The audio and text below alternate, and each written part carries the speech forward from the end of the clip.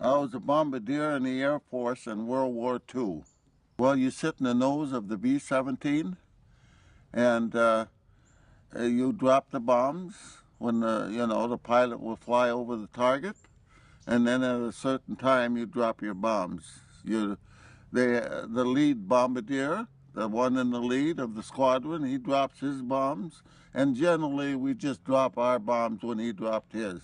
But we did have to calculate sometimes, and we had a little instrument there that we looked at. I didn't enjoy dropping bombs on people, You'd go through it over a city and you'd drop all these bombs, and it was kind of sad, to do something like that, to have to do it. I was shot down twice, once over Germany and once over Poland. But I crash landed in Poland. I didn't really get shot. I got hit and then we crash landed in Poland. And the other time I was shot down in Germany. Captured by the Luftwaffe. That's the German Air Force. They captured me. And then they took me to prison. And I spent 2 years in prison under Hitler. We were in prison there. 25,000 airmen, American airmen, was in prison with me. See, the Red Cross fed us once in a while. The rest of the time we didn't get anything to eat.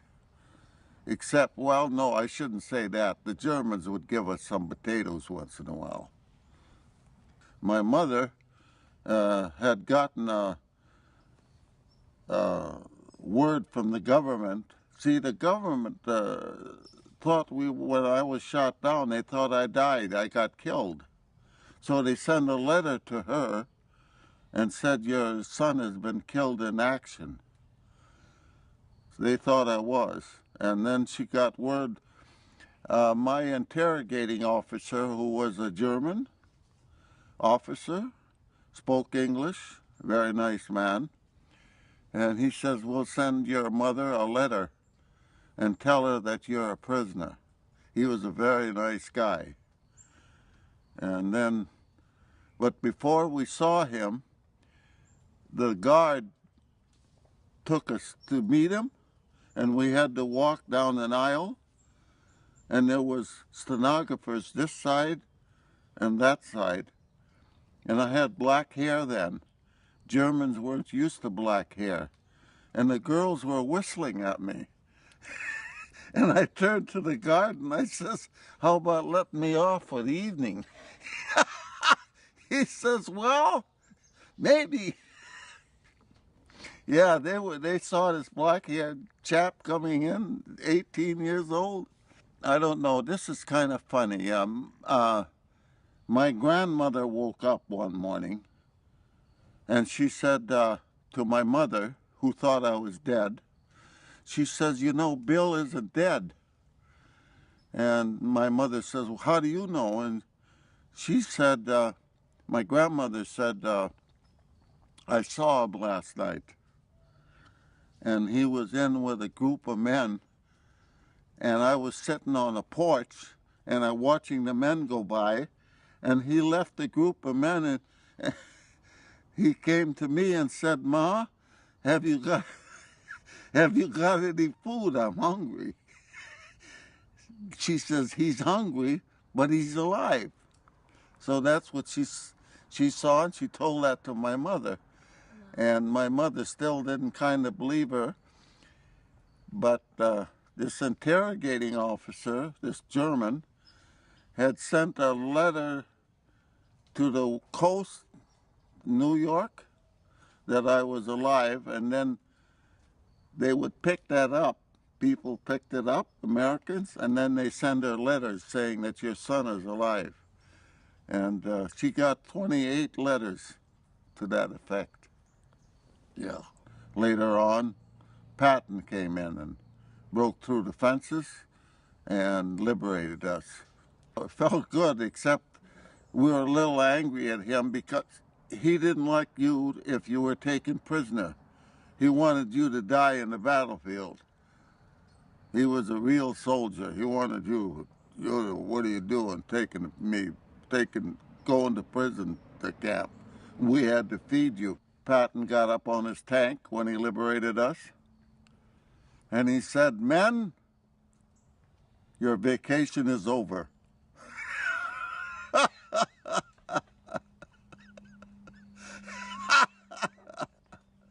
He said that. He says, "We're sending you to the South Pacific." And an interesting thing happened to me. The night before I went on a bombing run, I had played poker with this group of men. We played poker, and I lost $28 to this Irish chap who had a sense of humor.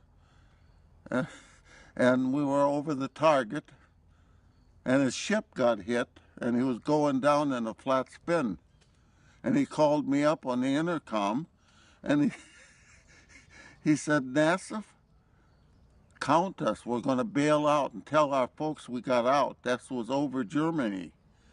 So, bombs were flying all over, and watching him go down on a flat spin. And he says, "We're going to bail out now. And remember, you owe me $35. So later I get shot down, right?